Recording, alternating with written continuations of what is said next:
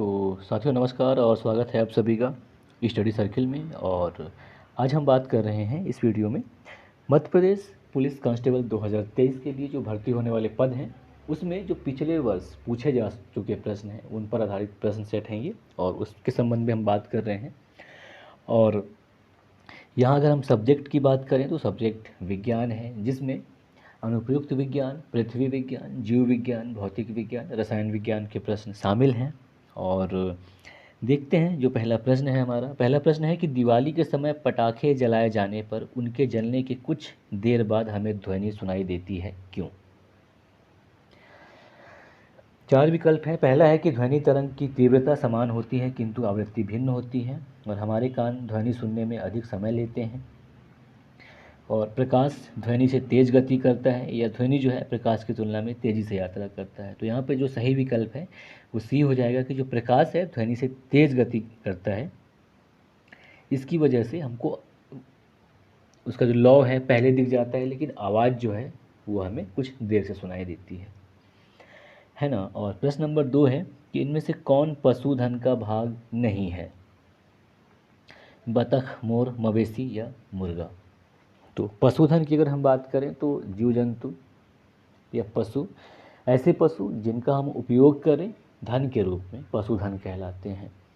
और इसमें क्या है, पशुधन का भाग कौन नहीं है? मोर नहीं है, क्योंकि राष्ट्रीय पक्षी है तो उसका हम उपयोग नहीं कर सकते पर्सनल यूज के लिए। तो यहाँ पर सही विकल्प बी हो जाएगा। और प्रश्न नंबर 3 है कि पशुओं में न पाए जाने वाले ऊतक का नाम बताइए।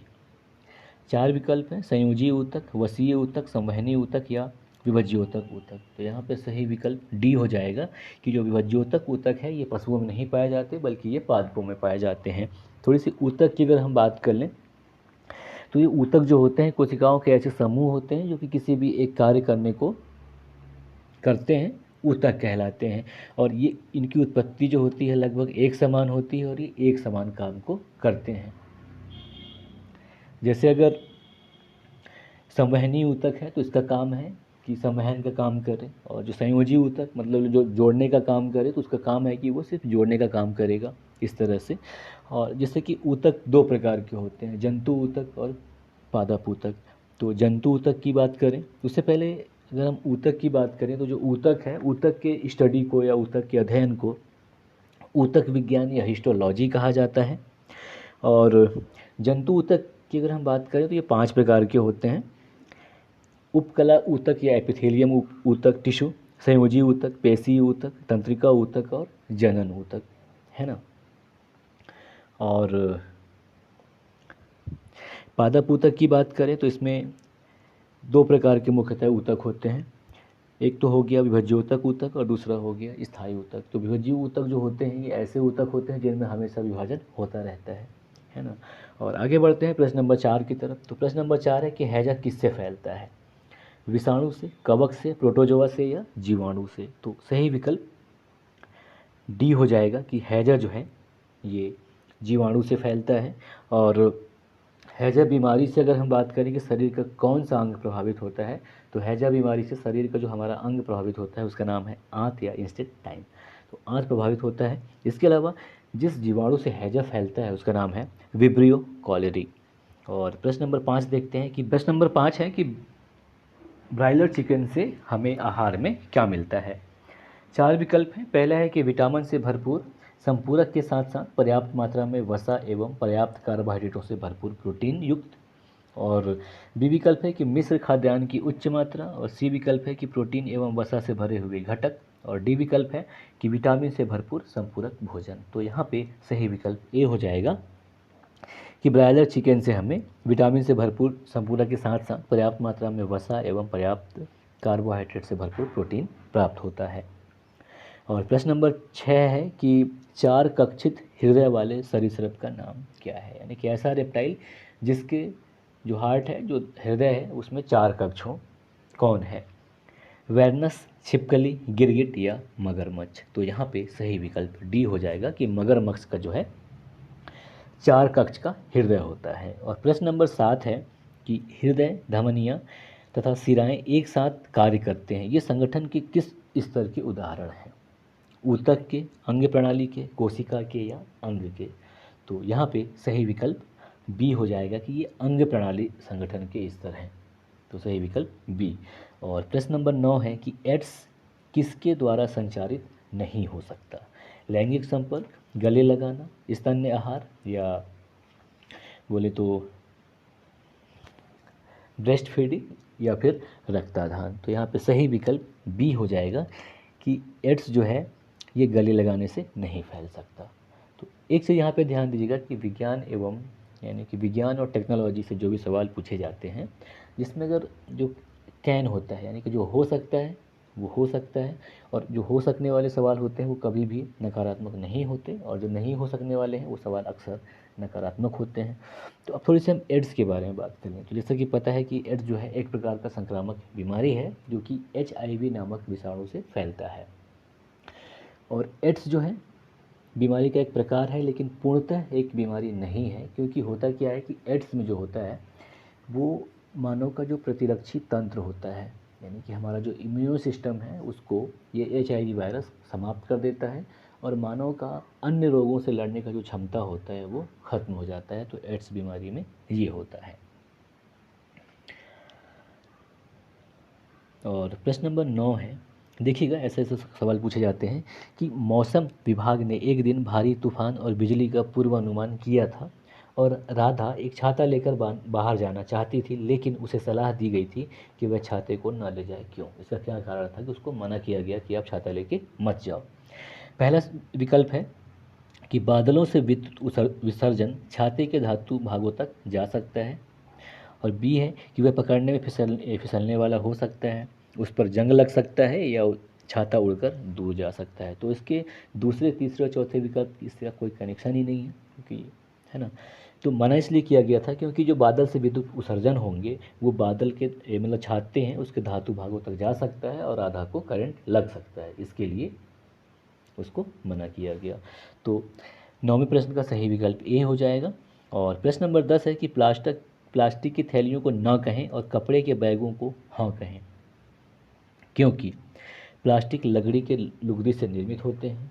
बी विकल्प कि प्लास्टिक की थैलियाँ जैव निम्नीय होती हैं, और सी विकल्प है कि प्लास्टिक अजैव निम्नीय है, और डी है कि प्लास्टिक रासायनिक अभिक्रियाशील होती है। तो यहाँ पे जो सही विकल्प है कि हमें प्लास्टिक का यूज क्यों नहीं करना चाहिए, तो उसका वजह ये है कि विकल्प सी सही है कि प्लास्टिक अजैव निम्नीय है, यानी कि प्लास्टिक को जो पर्यावरण के जो ऐसे कीट वगैरह या ऐसे घटक जो पर्यावरण को संतुलित करने का काम करते हैं, यानी कि जो जैव घटक, तो इसको नहीं समाप्त कर पाते। यानी कि जैसे अगर पन्नी क्या है आप गाड़ के रख दें 10 साल 15 साल, आप अगर उसको निकालते हैं तो आपको वैसे का वैसे ही मिलेगा। तो इसका मतलब ये हुआ कि इसको जैविक तरीके से निम्नीकरण इसका या इसको समाप्त नहीं किया जा सकता। अतः प्लास्टिक जो है अजैव निम्नीय है, इसकी वजह से प्लास्टिक की थैलियों को न कहना चाहिए। तो सही विकल्प सी हो जाएगा। और प्रश्न नंबर 11 है कि मृदा की तैयारी करने के उपरांत इस पर कौन सा कृषि अभ्यास किया जाता है? सिंचाई, खरपतवार नाशकों व कीटनाशकों का छिड़काव, या बुआई, या खाद एवं उर्वरक डालना। तो यहाँ पे सही विकल्प सी हो जाएगा। जब खेत तैयार होता है तो उसमें बुआई किया जाता है या बोनी किया जाता है। तो सही विकल्प सी हो जाएगा। और प्रश्न नंबर 12 है कि पौधे के सभी भागों का बाह्य आवरण किससे बना होता है? पौधों को याद करिए, अब देखिए जो बाहर का भाग होता है वो किससे बना होता है ये बताना है। फ्लोएम, विभज्योतक ऊतक, त्वचीय ऊतक, या जाइलम। तो यहाँ पे सही विकल्प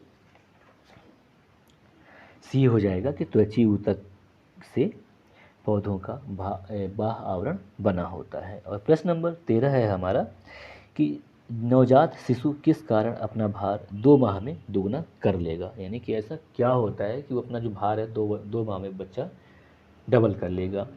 4 विकल्प हैं, अत्यधिक खाने के कारण, शरीर की कोशिकाओं की संख्या में वृद्धि के कारण, या वसा में वृद्धि के कारण, या दूध में प्रोटीन के कारण। तो यहाँ पे जो सही विकल्प है इसका वो बी हो जाएगा कि बच्चे के शरीर में क्या है, कोशिकाओं की संख्या में वृद्धि होगी, जिसकी वजह से अपना भार जो है वो 2 माह में डबल कर लेता है।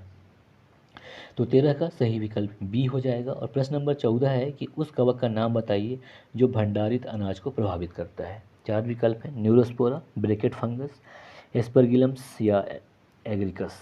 तो इसका सही विकल्प सी हो जाएगा। एस्परगिलम्स जो है ये भंडारित अनाज को प्रभावित करता है या खराब करता है। सही विकल्प सी हो जाएगा।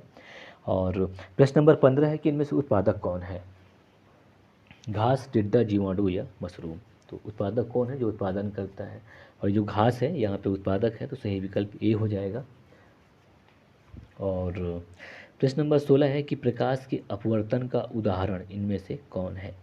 छाया का निर्माण, तारों का टिमटिमाना या आकाश का नीला रंग या इंद्रधनुष। तो यहाँ पे सही विकल्प बी हो जाएगा कि तारों का जो टिमटिमाना है ये प्रकाश का अपवर्तन है। अब प्रकाश के अपवर्तन की अगर हम बात करें तो क्या होता क्या है, जब प्रकाश की किरणें एक माध्यम से दूसरे माध्यम में जाती हैं तो प्रकाश अपने मार्ग से विचलित हो जाती है, तो इस घटना को प्रकाश का अपवर्तन कहा जाता है। तो इसमें होता क्या है कि प्रकाश का वेग जो है और दिशा जो है वो दोनों बदल जाते हैं, यानी कि वेग और दिशा बदलते हैं, लेकिन जो प्रकाश की फ्रीक्वेंसी आवृत्ति होती है वो चेंज नहीं होती। तो ये जो तारों का टिमटिमाना जो हम घटना देखते हैं ये अपवर्तन के कारण, प्रकाश के अपवर्तन के कारण ऐसा होता है। और प्रश्न नंबर 17 है कि राजधानियाँ किस प्रकार के तरल से भरी हुई गुहिकाएँ होती हैं? 4 विकल्प हैं, स्टार्च प्रोटीन, वसा गोलिकाएँ या कोशिका रस। तो यहाँ पे सही विकल्प डी हो जाएगा कि जो राजधानियाँ हैं ये कोशिका रस से भरी हुई गुहिकाएँ होती हैं। तो 17 का सही विकल्प डी हो जाएगा। और थोड़ी सी बात कर ले अगर हम राजधानी के बारे में या वैक्यूल्स के बारे में, तो ये जो है ये पादप कोशिका में बड़े आकार की होती हैं और जंतु कोशिका में छोटे आकार की होती हैं, और ये इकहरी झिल्ली युक्त होती हैं जिसे टोनोप्लास्ट कहा जाता है, ये उससे बनी होती है। इसके अलावा ये पानी और एमिनो एसिड से मिलकर बने होते हैं और इनमें कुछ वर्णक या क्या बोलते हैं फिलामेंट भी पाए जाते हैं जो कि फूलों और पत्तियों के रंग के लिए जिम्मेदार है। तो ये ध्यान रखिएगा, ये फैक्चुअल चीज़ है। इसके अलावा इसका जो कार्य है, यानी कि जो राजधानियाँ हैं इनका कार्य है जल का अवशोषण करना, सेल रंग करना, चयापचय से जो विषाक्त पदार्थ उत्पन्न होते हैं उनको हटाना, इसके अलावा पोषक तत्वों का भंडारण करना। इसी वजह से ये जो राजधानियाँ होती हैं इनको कोशिका का भंडार गृह कहा जाता है। तो ध्यान दीजिएगा, कोशिका का भंडार गृह जो है राजधानियों को कहा जाता है, जबकि पावर हाउस ऑफ सेल यानी कि कोशिका का ऊर्जा घर जो है वो माइटोकॉन्ड्रिया है, तो वो अलग चीज़ है।